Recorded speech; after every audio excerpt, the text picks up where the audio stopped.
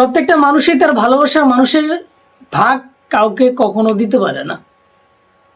স্বামী তো আরো গভীর। অপু বিশ্বাসের একটা ইন্টারভিউ, মানে শাকিব খানের সাবেক স্ত্রী অপু বিশ্বাস ম্যাডামের একটা ইন্টারভিউ দেখলাম, পুরাতন। মানে উনি এমন একজন মানুষ যারে ঘৃণা করে তারে একদম মন থেকে ঘৃণা করবে। কথা বলছি, যেহেতু আসলে ওনাকে আমি ঘৃণা করি, অনেকেই করে। ম্যাডাম, আপনার এই ইন্টারভিউটা আমি একবার দেখছিলাম, আবার চোখের সামনে পড়লো এটাই। আপনি যে নায়িকা বুবলি ম্যাডাম রে, মানে শাকিব খানের দ্বিতীয় স্ত্রী বুবলি ম্যাডাম রে ঘৃণা করেন, এই শব্দটা আপনি ইংলিশে বললে কতটা স্মার্ট হতো না? বলেন নাই, বাংলায় বলছেন ঘৃণা করেন। কতটা গভীরভাবে এই কথাটা বলেছে শাকিব খানের সাবেক স্ত্রী অপু বিশ্বাস ম্যাডাম, বুঝতে পারছেন? মানে জীবনের প্রত্যেকটা মানুষই যদি তার প্রিয় মানুষটাকে হারিয়ে ফেলে না, এই ঘৃণা ছাড়া ওই মানুষটাকে, তৃতীয়পক্ষের মানুষটাকে কিছু দিতে পারবে না। অপু বিশ্বাসের ঘৃণা শব্দটার মধ্যে আমার একটা কথা বলতে ইচ্ছে হচ্ছে। উনি যে ঘৃণা করে শব্দটা না, আমার কাছে মনে হয় ওনার লাইফে কেউ যদি কোনো জিনিস কেড়ে নিয়ে থাকে শাকিব খান বাদে, উনি এতটা কষ্ট পায় নাই, এতটা ওই লোককে বা ওই মহিলাকে ঘৃণা করে নাই যেই লোক ওনার কাছ থেকে কোনো জিনিস নিয়ে গেছে। কিন্তু শাকিব খানকে যখন অপু বিশ্বাসের কাছ থেকে ওই নায়িকাটা নিয়ে গেছে, তখন ওনার মনে ওনার জন্য ঘৃণার শেষ পর্যন্ত আছে। যদি বলা হয় অপু বিশ্বাস ম্যাডামকে আপনি কতটুকু ঘৃণা করেন, তখন তিনি হয়তো এটা বলতে পারে, পৃথিবীতে যত জায়গা আছে তত পরিমাণে আমি ওনাকে ঘৃণা করি। এখন ওই নায়িকা তো অনেক স্মার্ট, ওনার একটাই দাবি, আমি কিছু জানতাম না, কিছু বুঝতাম না। সোহাট সোহাট সুতরাং কি আপনি জানতেন না? এই কথাটি যখন অপু বিশ্বাস শুনে না, ওনার মনের ভিতরে একটু অন্যরকম মানে তুফানের মতো সৃষ্টি হয়, যে উনি জানতো না। দেখেন, এই ইন্টারভিউ যারা দেখছেন, উনি যেভাবে কথাগুলো বলছে, এই কথাগুলোর মধ্য দিয়ে কিন্তু একটা জিনিস বুঝাইছে যে পৃথিবীতে সবকিছু কেউ নিয়ে গেলেও তার ভালোবাসা মানুষকে কেউ যদি নিয়ে যায়, তাকে কেউ ছাড় দিতে পারবে না।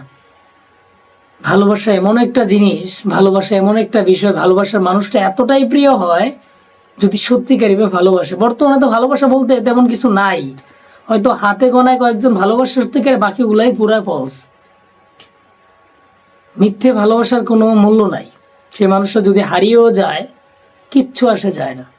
কিন্তু অপু বিশ্বাস ম্যাডাম কিন্তু প্রমাণ করে দিয়েছে তিনি শাকিব খানকে অনেক বেশি ভালোবাসে। কিন্তু একবারও তো অপু বিশ্বাস ম্যাডাম বলে নাই যে আমি শাকিব খানকে ঘৃণা করি। হয়তো কিছুটা করে, কিন্তু তার চেয়ে বেশি করে ওই নায়িকাকে। কারণ ওই নায়িকা যে অপু বিশ্বাসের জীবনে কাল সাপ হয়ে দাঁড়াইছে। ওনার সাজানো সংসারটাকে আড়ালে থাকার পরেও ওপেন করতে বাধ্য হয়েছে ওই নায়িকার কারণে। হয়তো বাচ্চা হইলে শাকিব খান এতটা হার্ড করে কথা বলতেন না অপু বিশ্বাস ম্যাডামকে, হয়তো বা। তার মানে দাঁড়াইলো ওই নায়িকায় যা করছে সবগুলাই একদম ভেঙে চুরে ছারকার করে দিয়েছে। তো অপু বিশ্বাসের কথা শুনে হয়তো বা ওই নায়িকা বলবে, তুমি আমাকে ঘৃণা করবে, আমি তোমাকে তার চেয়ে বেশি ঘৃণা করি। কিন্তু ওই নায়িকা এই কথাটা বললে ওনার লজ্জা হওয়া উচিত। এজন্য উনি তো কারোর স্বামীকে কাইরা আনে নাই, ওই নায়িকা কিন্তু কাইরা নিয়েছে। মানে বুবলি ম্যাডামের কথা বলতেছি, বুবলি ম্যাডাম কাইরা নিয়েছে আরেকজনের স্বামীরে। যদি অপু বিশ্বাস এই কথা বলে ঘৃণা করে, এটা রাইট পর্যায়ে চলে। আর যদি ওই নায়িকা কারোর মাধ্যমে বা কোনো ইন্টারভিউতে বলতো, বা আমরা যারা দর্শক আছি শুনতাম, তখন মনে করতাম ওনার মানে ওনার লজ্জা শরম বলতে কিচ্ছু নাই। যার জিনিস হারাইছে আর যে জিনিস কাইরা নিছে, ওরে ঘৃণা করতে পারে না। কারণ আরেকজনের স্বামীর যে কাইরা নেয়, ও যদি বলে ওর বউরে আমি ঘৃণা করি, তাহলে ওনার লজ্জা উচিত। এটা নায়িকা বুবলি ম্যাডামের জায়গা অন্য নায়িকা, অন্যজন মাইয়া হইলো, এটাই বলতাম, মানে বলতাম ঘৃণা তো সেই করে যে তার প্রিয় মানুষটা, যে ভালোবাসা মানুষটাকে কাইরা নিয়ে চলে যায়। এখন যদি বুবলি ম্যাডামের কাছ থেকে অন্য একটা নায়িকা বা অন্য একটা মেয়ে যদি শাকিব খানকে কেড়ে নিত, তখন কিন্তু অপু বিশ্বাসের মতো এরকম প্রাউডলি সাউন্ডলি হার্ডলি বলতে পারতো না আমি ওই মায়ের ঘৃণা করি। মানে বুবলি ম্যাডামের কাছ থেকে যদি শাকিব খানটাই কোনো এক নায়িকা বা কোনো একটা মেয়ে কেড়ে নেয়, এই কথাটা বুবলি ম্যাডামের মুখে মানাইতো না। কেন মানাইতো না? ওই যে উনি আরেকজনের সামনে জামাইরে কাইরা আনছে, ওনার মুখে এই কথা মানায়? নো ইয়ার, মানায় না। কিন্তু অপু বিশ্বাসের মুখে এটা মানায়। ঘৃণা শব্দটা ব্যবহার করতে করতে আমি এই কথাগুলো যখন বললাম, আপনাদের অনেকের মনে প্রশ্ন জাগতে পারে কথাগুলো কি মিথ্যে ছিল? না। আমার প্রিয় মানুষটা যদি হেরে যায়, মানে হারিয়ে ফেলি অন্য কারোর কারণে, ধরেন আমি একটা মেয়েকে ভালোবাসি, সেই মেয়েটাকে আমি বিয়ে করলাম, অন্য একটা ছেলে পটায় পাটায় নিয়ে গেল, আমি কিন্তু এই মানুষটার চেয়ে ওই মানুষটাকে ঘৃণা বেশি করব। কারণ সে চলে গেছে, তার চেয়ে ঘৃণা যে নিয়ে গেছে তাকে করব। তুমি জেনে শুনে কেন আগুনটা লাগাইলা? জেনে শুনে কেন আরেকজনের সংসারটাকে ছাড়কার করে দিলা? সুতরাং ভেবেচিন্তে কিছু কথা বলা যায়, কিন্তু কিছু কাজ আমরা ভেবেচিন্তে না করার কারণে অন্যজনের জীবনে অনেক কিছুই শেষ হয়ে যায়। এটা যদি একটা নারী হয়ে আর একটা নারী না বোঝে, তাহলে এই দুনিয়ার মধ্যে বাংলাদেশেই পরিকের হারটা বেশি, এটা কমবে না। কারণ সংসার প্রায়টি ভেঙে যায় শুধু পরিকের কারণে।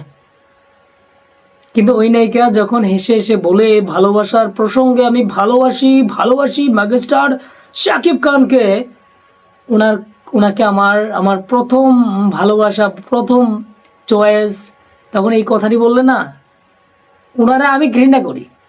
কেন করি জানেন?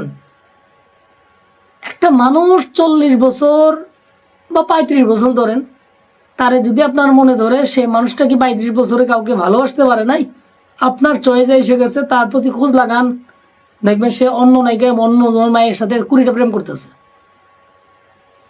আর বিবাহিত হলে তো এই খোঁজটা পাওয়ার কথা, কিন্তু ওই নায়িকা পান নাই। তার জন্য অপু বিশ্বাসের মুখে এই কথাটাই,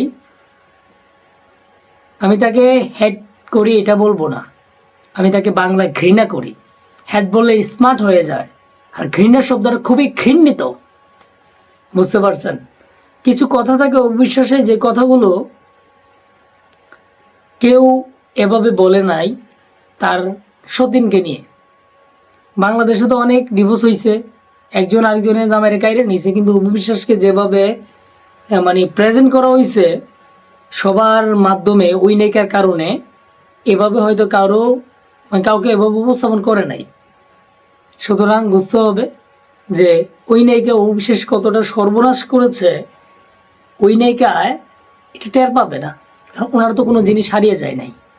হারিয়ে গেলে বুঝতো যে ভালোবাসার মানুষের হারানোর যন্ত্রণা কতটুকু ভয়ঙ্কর হতে পারে।